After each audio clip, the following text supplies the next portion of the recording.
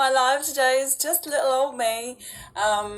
Kat is, I don't know where she is right now. Something's come up. But I thought I'd take the opportunity to talk a little bit about connection and community, and sharing, making the connection for people between those things and critical thinking, why they're so important. One of the things that you'll have seen, if you've seen what's coming up in my course, first week is all about values, because essentially, we're having conversations with people who might, have different viewpoints to us, or we're evaluating information. And then we often need to decide, do I believe this or not? Do I agree with this person or not? And the way that we have to do that is basically come back to our values. Hi, Dave. I see you've just popped on there. Do you want to join me while I'm waiting for Kat? We're just talking about relationships and connections. And Kat has disappeared, my beautiful San Francisco author. I've double-checked the time. I did get the time right. But so at the end of the day, we have to make decisions. And the way we make those decisions is that we, have to check in with our values. And actually, this is good timing because I know he's in business particularly. So this should be fun. Dave wasn't planning to hop on an Instagram live right now. Hello, you can be my North American person. Canadian, that's okay. North American confidence, I mean. As Canadians we say it's an upgrade. But anyway, that's because we're on the north side of America. That's no other reason. Okay. Hi. Lovely chat there, love. I don't know where she is right now. I can't get hold of her. So we'll do this instead. Yeah, fair enough. I can hang around for about 10 minutes or so. I've been having, it's really great. It's a nice reprieve because I've been having technical challenges here with internet. I think all the kids have gone back to school, of course, and they've got some online Zoom classes or something that they're all doing as well. And the internet's like dropping in and out nonstop. So on the mobile network, this is great. Well, there you go. All right. Well, I was just sort of explaining the connection between values and critical thinking, and essentially how, values determine what you choose to accept or choose to do in life. And you talk a lot about values in business, right? Yeah, and in life to an extent, but I guess, and I just caught in as you were starting to go through that, like when you're talking about beliefs and which I think is really, fascinating, because to me, beliefs are information that were of use to you at a certain time. And like with all this potential, I really believe there's a redefinition happening in the world right now. I don't think the world's changed. I think we're just redefining how we interact in the world. But all those beliefs that we have, are they still going to be relevant going forward into this world? Are they going to serve me in a redefined world, whereas they were serving me in that, but this redefinition of the world, are they going to serve me here? The way we value relationships. How cool is it that technology has brought us closer together? It's amazing.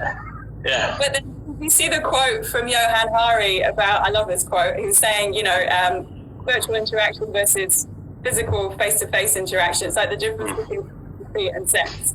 It scratches the itch, but it's just not as satisfying. It's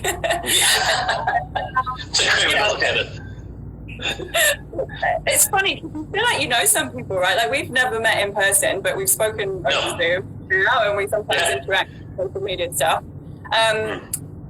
Like once you've actually sat down and eyeballed someone and had a coffee or a beer with them or whatever, it's a different level, I think. And I've still been craving that face-to-face interaction. I'm lucky my neighbours, we all see each other quite a lot, and I can just go on an easy, very accessible way to get that social contact. Are you still people face-to-face? I see. It was very exciting yesterday, because with the relaxation of the 10 group session, I've been doing an online with a leadership group with a not-for-profit that I've been facilitating through their culture and their strategy stuff. And it was, as we found out that we could relax the rules, we said, well, we all like to get together again. And they're like, can we do it? Hey, Media Stable, can we get to, I think Kara Parent's on here as well. I think it was really cool. We were able to get together as a group, which was really nice, especially because they're working on the strategy part. But I was so excited, I get to put pants on today. This is awesome. Don't tell me Oh no, I mean, well, it means both things. Commando Dave Clare. It's like, yeah, you're gonna have a laugh. So it was really nice. But we in our, to your thing, like with the neighbors, we're blessed to have really great neighbors in our little corner here where we are, and we all did, stand on the lawn at dawn together. We were all across the street from each other. We've had street parties where we bring out our boombox and put some music there, and one of the guys across the street plays guitar, and we'd just be sitting in deck chairs in our driveways across the road from each other and just having a socially distant party, if you like, street party, and because it's really fascinating, right? So that's what I'm saying. So we've been told to stay away from each other, and all we long is to be together again. And we've had to use technology to bring us a sense of closer togetherness. And I'm a hugger, right? So for me, physical, when you think about love language as well, like my love language is physical. So, like I say, I'm a hugger. That's what I said. And so for me, this has been very challenging with my beliefs and, who I believe I am as a human being and what's valuable and important to me. I've been stretched and challenged in this. So the ability to go out and get out and hang out with with these clients and actually do the strategy thing, it was so great. We still, no handshakes and all that sort of stuff, and kept reasonably distant, and everyone's cautious about having a tickle in their throat. Now all of a sudden it's like, no, it's okay. Yes, this morning, my 5-year-old, he's figured it out. He was going, he's going, and we're like, don't you even try it. The joke in our house is like, settle down, patient zero. Settle down. It's like, but if you think about like beliefs and hanging media stable wants to make sure I'm still wearing pants. Well, as a matter of fact, yes. Yeah. Blue, of course. But anyway, and I was talking to a buddy of mine, and it's where someone would sneeze before, we would be very compassionate and say, bless you. Now someone sneezes around us and we're like, yeah. Absolutely. I dare not swear on here. It's like, it's a fascinating thing. So, a lot of our beliefs are being challenged, and I think on the webinar that you participated on that we had, I talked about the fact that on my birthday, which was 4 weeks ago, I wrote down for myself, what I think matters, what I thought doesn't matter. My personal and professional biases are no longer relevant, and so I really had to challenge those things, those beliefs that I had, that I was holding on to, that may have served me, and some of them may still serve me going forward in the future, but I can't just assume now that they will. Yeah. I mean, I think I commented on that as like, your biases are always relevant because you can never get rid of them completely in terms of your cognitive biases. Because I love the story of Daniel Kahneman, who wrote Thinking Fast and Slow. He's like, he got a Nobel Prize for his work on biases, and he admits in podcast interviews, he's always like, I'm still biased. You can't get rid of them, but you can be aware of them and try and change stories around them, which I guess, why it's really important to, like you say, take a moment to reflect and to say, is this serving me? And so my bias is always, well, I much prefer teaching and training and interacting with people face to face. And you go, well, I can't do that anymore. So, getting very good at Zoom very quickly was a way to try and counteract that need for seeing people and seeing people's faces and seeing them respond when they have those little epiphanies and go, I get it now, kind of stuff. Yeah, it's great. I think, and I'm like I have my biases changed. No, I still believe personal, same as you, contact face to face. I'd much prefer to do that. But if I had to reframe my thinking around that bias, yes. Yeah. I would always prefer face-to-face physical, like being in the proximity of somebody physically. I just, the internet, I think there's just another little layer to me, and that I, like on a webinar, knowing that there's maybe 1,000 people participating is great, but standing in a room with 1,000 people in there, pinging vibes in the room is just such a different thing. And so I've had to reframe my thinking around my biases. Has my bias changed? No, I still prefer face-to-face. So once again, but me holding on to that would not serve me going forward into this world. And then if it's not serving, then I can be of service to the world. And then that belief or information that was valuable to me there, I need to reframe here so I can continue to be of service. But my values have not shifted at all. No, yeah, absolutely. Hello, Brian's just popped on from the Rocket Network, and I know you're watching. Just a bit of context, I was meant to be speaking to author guest from San Francisco, but I don't know what happened. You got a cheaper version of an author online now. Joining online definitely lets you reach more people on an individual feeling level, Brian says. It does help people, yeah. And what's kind of nice is how international everything feels suddenly. Like yesterday I was speaking to mindset coach Danny Holiday from the UK, and I would probably just thought that before. But we're like, well, it's easy. And we're all online, so why not? And so that access has been great. It's like I wrote a book last week, right? Yeah, well done. No, like all the funds go to for charity and all that, which is great. So yes, please go buy the book because it's going to help domestic violence for children and all that charity. But I would never have, like Andrew and I, we co-authored it. Andrew is one of the top business coaches in the UK, and him and I, the same thing is from this international thing. We've been chatting back and forth on LinkedIn, and we were just catching up, seeing how each other is dealing with this and what's going on, what we're seeing and sharing. And I shared with him a little story about something, and then it led on to this. Said, well, hey, why don't we turn that into a book and let's get it published and let's raise the money for charity? And I'm like, yeah. And now with that, he's connected me to a WhatsApp group with an audience in the UK and the US, and and like this whole international reach is just amazing. And you think of your biases in your head again. Like for me, I was going to have to Perth, then go to Brisbane, and Brisbane I'd be able to access Sydney and back and forth. And so my market and the types of people I choose to serve is, there might have been 2 million businesses in Australia. And because of the concept of being face-to-face and things like that, I was going to work my way around to access that market. But all of a sudden now, really cool, everyone else's perception, because if I said, I'm going to do a Zoom thing and this, it would have been perceived as a B-grade service. But now in this world, it's deemed an A-grade service.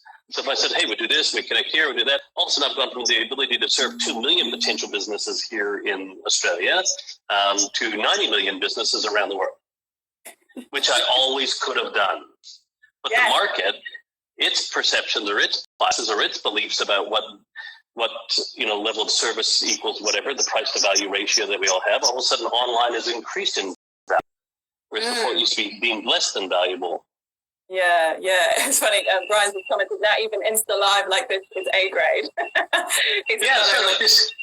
Yeah, and I've done more Insta Lives. I've done webinars. I've done more than I've ever done in the past. These are things I always thought, I'll get around to them. I'll do them. But I said I was talking to a buddy of mine this morning, and it was like I said, COVID's had nothing to do with my business.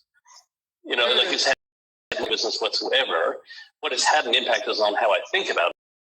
And it's the environment in which we're in and everything like that. I succeed even if my business fell in a hole because of this. I couldn't blame COVID for it. And I said it's like COVID's just walked around and gone and kicked people's buckets over. Like buckets with a small hole in the bottom of them emptied just as much as one that's deliberately kicked over. It just takes longer. So if my business wasn't resonating, or I didn't love my business, and therefore my team don't love my business, and therefore we don't speak that love to the market, and the market don't receive or reciprocate in kind with that love, well, only a matter of time before my business wasn't going to make it anyway. And it would have saved me 3 or 4 years of potential suffering, or stress and frustration and the burden and the heaviness. And I say with great empathy, knowing that some people's lives are being significantly impacted by this. Like I truly do. I understand that. But in hindsight, we may be able to look around and go, maybe that was the best thing. Yeah, and I think rather than why is this happening to me? It's that framing, isn't it? You can look at an experience and go, that was really bad, and I regret that or whatever. Or you can say, right, what can I learn from that, and how can I apply that learning moving forward? And so, a lot of what I do is just about helping people to reflect and think clearly, rather than get caught up in those. Sorry, someone's trying to call me. Go away. I don't know that. Oh, maybe it's from the United States. You maybe should be answering that call. We're still getting used to it, clearly, and to learn from those experiences. And I've really admired people that I know, like yourself, who just kind of go, right, this is happening. This is the deal. Maybe we throw our toys out of our pram for a day or two, and then we go, okay, I need to work with this and find a way to make it successful in whatever way suits my values moving forward. There's an example, a great example, a lady that Janie works with, who's I think she's in the south of France, and she runs like an Airbnb Gîtes business. Of it all happening, she had completely changed her business, and she was quite good at doing social media anyway, and now she's managing social media accounts for people, and she had 5 clients by the end of week 2. And you go, geez, that's cool, like, because there are opportunities out there, and your business being about business evolution would seem like easy kind of, you'll be okay, but you still needed to rethink how you did things and who your clients were and what they needed at that time. So that ability 100%. To I'm still thinking about it. I'm still working going through all this. Today is different from right? Hi, Jackie. Jackie's just popped up. Yeah, Jackie. Hi. Absolutely. And when you're talking from a mindset point of view, so many conversations going on lately. It's really cool. We could look at this as a negative thing. So you get a flat tire. Do you go and slash the other tire in spite because that one bad thing happened to you? I guess I'm going to slash them all. Or do we say, crap, that's happened. Okay, now, great conversation. That's where. Got to go. Okay.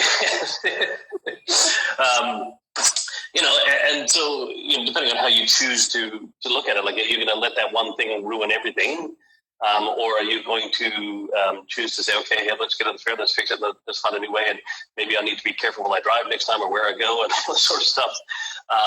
But it's been fascinating.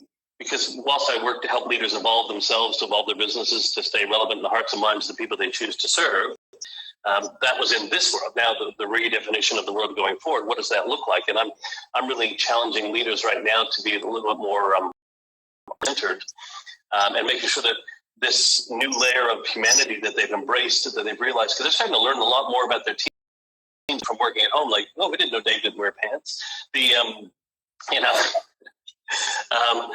So the other day, like, I got a Zoom call with my dog Daisy. She jumped up on my lap in the middle of the Zoom call. I'm like, it's like, oh, you got a dog? It's like, cool. And whereas before, it'd be like, if a dog walked in on my meeting, it's like, control your, so it's all, but can we make sure that when we've gone from not doing, or let's say not working from home to working from home, can we not go back to here? Can we find some equilibrium or somewhere in the middle? And we've got to learn more about each other as human beings. Can we not just forget all that? Can we please make sure we maintain some of that humanity and bring that back into the workplace? And challenge our businesses, like, what are we doing to serve humanity at a higher level? Because I really think we can all be more for each other. Everyone's trying to do more right now, but I think we all need to be more for each other. And internally, like as a leader for our teams, or even each of us for each as individuals. Like, I would never just randomly jump on. You say, hey, Dave, do you want to jump on? I'm like, yeah, sure. Whereas before, I would never, like, no, I got something to do. Leave me a monologue. Hey, over here, like, just do my Hamlet or something by myself. I'm happy to be the token Canadian. It's okay. But what you're saying there about, we kind of considered business, there's kind of the business version of ourselves in this silo and our personal life in this silo. And you go, actually, we're the same person. I think one of my first interactions with you, the Dolly Parton challenge, where it was like the LinkedIn and the Instagram and the Facebook and the Tinder version. Do you remember that? You had to put a picture of yourself in each one. And you go, yeah. Same, each one. Whereas I was like, I've got all these separate roles and things. But the thing that I find tricky in terms of my position, people go, critical thinking. Oh, is that professional development or is it personal development? Yeah, token American guy. Yeah. Is it personal or is it professional development? I'm like, it's absolutely both. It helps you with your mindset and your habits in your personal life, but also in the workplace of making decisions. And, they're all transferable and it's all just useful in any situation, essentially. And so, the fact that people are recognizing that there is there's much less of a line between work person and individual. Hopefully will work in my favour at least. And it'll be interesting to see how that impacts on things moving forward as well. Yeah, but like, I think with the work that you're doing with people, but then too is really important when you think about if you can become like, so if you're helping with the creative thinking, which they think, oh, well, I'm going to be able to apply that to my business and so we can have more innovation and all this sort of stuff. But if I'm teaching my brain how to access parts of it and to allow that creativity to flourish, that only helps me become greater creative as an individual, which can only impact every area of my life, not just work. If I choose to just apply it there, I'm working with a state basketball team right now in terms of the board and all the stuff that I was doing.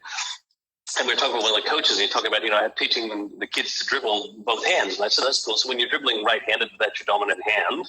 What part of the brain are you accessing? Kind of like the left side of your brain is just, okay. But then when you have to use the other hand, it's going to access the other side of your brain. So you're trying to get them to, to double dribble like in terms of both hands. I said, so now you're teaching those kids how to access both parts of their brains.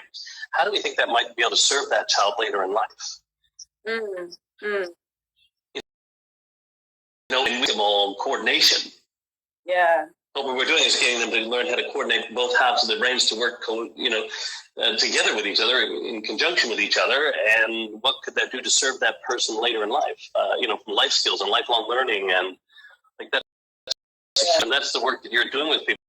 You're allowing them to look at both sides of your brain. And yes, the intent was because of work I needed to learn this. That might have been the original motivation. But the experience and the impact of what you're teaching them will impact every area of their life if they choose to. Yeah, and do you know what? I was going to do a critical thinking session with a bunch of 5-year-olds. So I had a personal challenge, but how can I make it accessible to them? And actually, in terms of creative thinking, 5-year-olds are better than your average adult because we are so set in our way. And that's kind of one of my issues with the education system. I'm saying this as an ex-teacher, is that we're kind of trained to think in a certain path. If I put a shoe on the desk in front of you and I said, Dave, what can you do with this shoe? What springs to mind for you? For me, I could slap someone across the face with it. I could throw it. I could wear it. I could, for me, I think of like a whole bunch of stuff. I could use it as a boat. Put my GI Joes in it, float them in it. I'm probably a bad example because I'm a very creative, childlike thinker. So I could put it on, I could go running with it, I could wear it to work, I could keep my feet from getting sore, I could... Yeah, I've done this on quite a few people, and it shows you how somebody thinks and how they are in that path. Adults will go, well, I could wear it, and then their brain is just going, you wear a shoe, put it on your foot, you wear a shoe, you put it on your foot, and they can't come out of that pattern. Occasionally they might put a hat, whereas I've tried it with quite a few 5-year-olds, and you put it on and well, it's a boat, it's a dinosaur, it's a place for a mouse to live, it's the kind of stuff that you're just going out with. Like they just, there's no rules on how they think yet. This is what school is designed to do, is to condition us to conform in terms of way of thinking, to follow a curriculum, which is to create a, we go back to how school started, which was back in the war days and all that, which was we needed productive workers to work in the factories and do all that. So we need to educate people. And whilst there's some phenomenal teachers and some really amazing curriculums happening right now, the core essence of what schooling is still theoretically to create conformity. Yeah. It's inside the lines. It's to get you to this. And if this is what an apple looks like, no, you need to draw it so it looks like an apple, Dave. Yeah, absolutely. Yeah. And, I've taught in those environments. It's like, okay, here is the assessment that you're having at the end of term. And every class is about getting you to that assessment. And as you get older, it's more and more about that because, particularly on the UWA diploma program, for example, the students are paying so much to be there, they don't want to do anything which is not relevant to the test. And so here's me at the front going, okay, I'm going to teach you just some useful tips about habits, or let's talk about the real world and when you get a real job and stuff like that. And some of them would see the value at the beginning, or teaching them how to make small talk or basic things like that they need as life skills. But unless it was prepping them for the test, some of them would just go, this is just Beth, I'm going off on one. So absolutely. And you're still a teacher. Oh yeah, you're always a teacher. yes. So please don't. This teaching doesn't, like I say, it's one of the most honorable roles you can fulfill in life as a teacher. So please don't say you're an ex-teacher about that. And it's like when I did go, surprisingly this summer, I actually did start my MBA. I never finished it for one. The stuff I'm learning here in 5 or 10 years would be obsolete, and the stuff I'd already been doing in the organization I was with for over 5 years. So I'm thinking, why am I learning stuff that's obsolete? Which still holds true to a lot. Unfortunately, a lot of stuff that we're learning or being taught, or our kids is stuff for jobs that won't exist going forward in the future, or for roles or for things. And if you look at automation and AI, Stacey's joined us. Hot Wheels. The stuff that's going forward, we look at this sort of stuff, it's not going to, all the things for roles that won't exist, we're not going to be able to have people that AI and automation is going to be mechanical, robotical things, the thought processes and stuff like that. What we're still going to need, though, is creativity and innovation, and this is why your work is so critical. We're still going to need more so than ever to what the brain actually is designed to do, which is a problem solver, a goal seeker, and a problem solver. But we've been using it for the storage and memory thing, like memorizing stuff, and it takes me back to my university days, which is we had to do a little group thing on if we were to be an animal as a student, what would we, what animal would we be? And it was like, we'd be the dolphin, and and our group decided we'd be the African dung beetle. If you understand what the African dung beetle does for a living, it goes and climbs up on this pile of crap and digests it, then brings it over here, regurgitates it over here. And we felt like that's what we were told to measure this, put all the stuff in here and go to the exam room and barf it back up over here. And you would go, yes.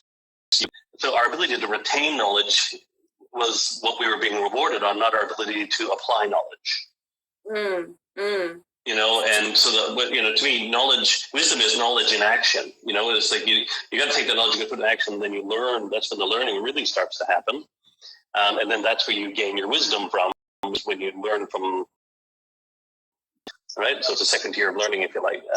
But anyway, so I just found that fascinating. And with all the stuff that we're doing right now, which is why, once again, your creative work that you're doing is paramount and critical, because what's coming through in the world right now, AI and automation, everything that people are afraid of, they're not, because they're going to take away from the stuff that they're doing, and they don't understand or haven't thought about, what's it going to free me up to be able to do, which is to let go of all the crap that you have in your brain, allow it to actually do what it's designed to solve problems and engage your creative conscious and be a goal setter. And imagine what could be created if we allowed people just to stop using their brain for a storage facility. Yeah, there's a great model called Bloom's Taxonomy, which I used to refer to in teaching and lecturing, and it's essentially the pyramid at the bottom is your recall, your ability to just calculate simple mental things, and then as you go up, things like analysis, evaluation are considered more useful skills. And so when we're in uni essays, stuff like that, if you could show that not just that you can analyze, but also you can evaluate the quality in a critical sense, then those are the kind of things that get the higher marks. And then they rejigged the original pyramid by Bloom to add creativity at the top. So if you're able to look at something, dissect it, analyze it, look at what makes it good, evaluate the quality of it, and then recreate your own, the highest thinking skill according to that hierarchy. And so, that's great. Lots of education systems try to emulate that, but like we were saying, as soon as you're in a system where you're you lose that kind of spontaneous creativity. Even programs like the International Baccalaureate program, that's what I studied years ago, and that's considered to be one of the best educational programs in the world. They have more challenges and topics which try and do that, and you study philosophy as part of the program, but there's not the whole point of the teachers is to go, okay, what does a successful one look like, and how do I children how to create that for themselves. Yeah, no, absolutely.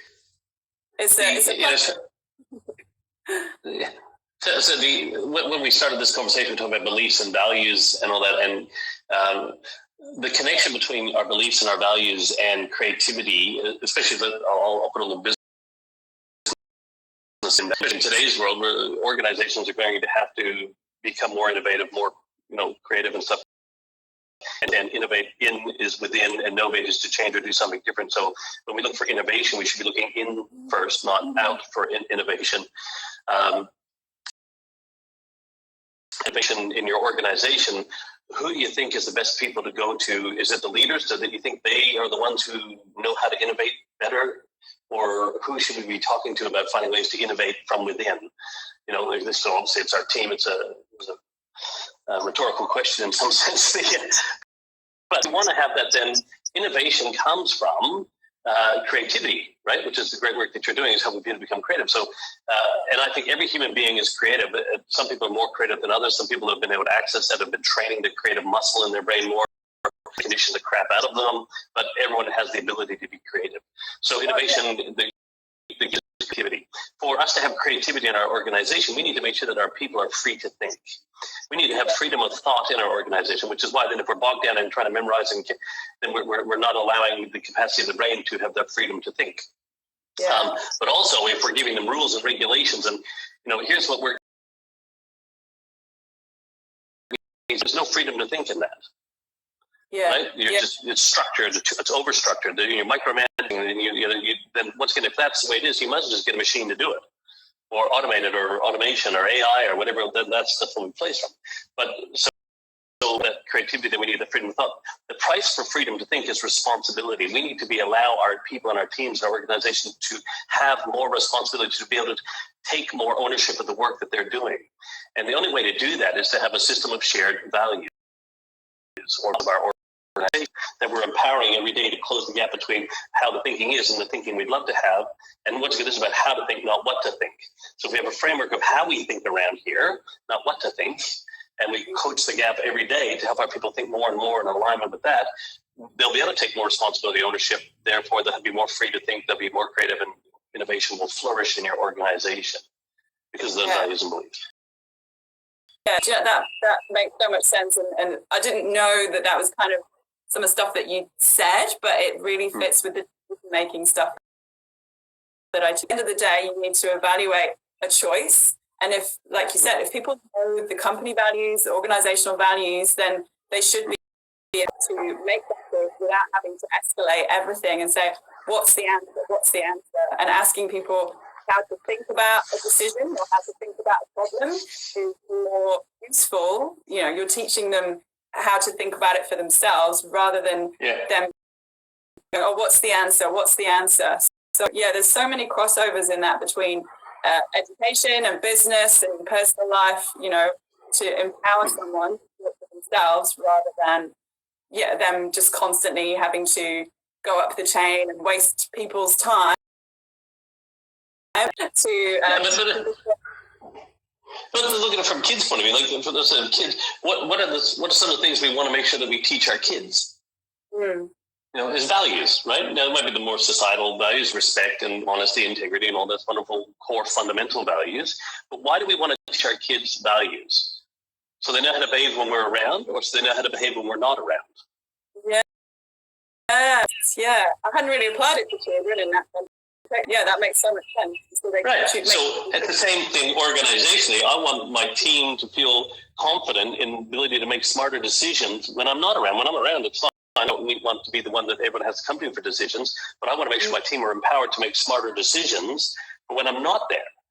And this is why in this current world now, a lot of organizations are struggling with having when people work remotely because, but how are they going to make decisions? And are they going to be working? They're going to be productive? And I'm saying, well, if you had your values embedded in your organizational DNA before this, and the clients that I've worked with for a long period of time now, they're just like switch gears from remote working, get a bunch of technology, everything set in place, but they haven't lost the rhythm or cadence of their organization through that. Whereas some of them I've actually just started working with it like in January, February, in terms of empowerment, productivity, because it's not been embedded yet fully in their organizations. So it's highlighted to me very clearly that those organizations who have a strong sense of value in their organization are no problems. They've already got an empowered workforce. How to make, or they're continually coaching and facilitating their team to make smarter decisions. Other ones, it's like, well, we're not there yet, and we're struggling. Yeah. And going back to the world, if it goes back the other way, then some people are like, oh no, I need to go back the other way now because it doesn't work. My other clients are going like, there's a lot of people to keep working from home 2 days, 3 days a week. They come in the office. We've increased our capacity in our office space because we don't have to have everybody in there every day, all day anymore. We've shown that we can do it. This is amazing. Yeah, it's very and they're finding new innovative ways to do that. Yeah, people, depending on their experience, are either learning and teaching, or they're going, oh, I don't like it, it's not working, to go back to how we were, having not really learned anything from the process, I suppose. How to think, not helping them discover, coaching them to think in alignment with through the how we think around here. I'm not even letting you do that. I'm just telling you this is what you must do. Here's how you must do it, and everything like that. And then we've created this generation of robots, and we're wondering why we're finding ways to replace some of the robots. Yeah. For want of a better term, and this is why I think what's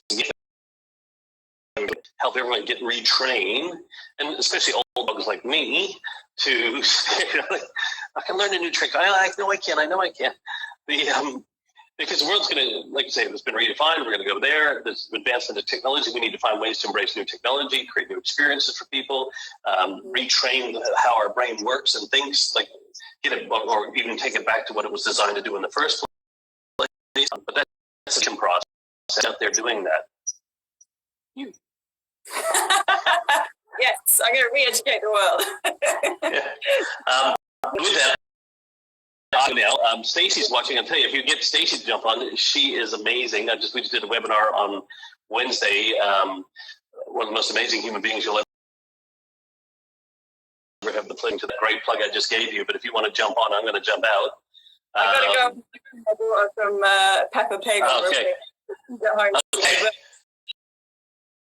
Make sure you connect with Stacey. Yeah, absolutely. Resilience for Results. Great book. Well, she's there. I'll give her. Here's her book. Stacey Kopis. It's her book. All right. She's watching. So fantastic. Anyway, thank you for jumping on, Dave. I really appreciate it. I'll speak to you soon. See ya. Bye, everyone. See ya.